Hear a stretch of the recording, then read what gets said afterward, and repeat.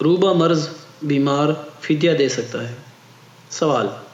کیا فرماتے ہیں علماء دین اس مسئلے کے بارے میں کہ میرے والد صاحب نے آپریشن کیا ہے جس کی وجہ سے وہ سلسل بول کا مریض بن گیا ہے،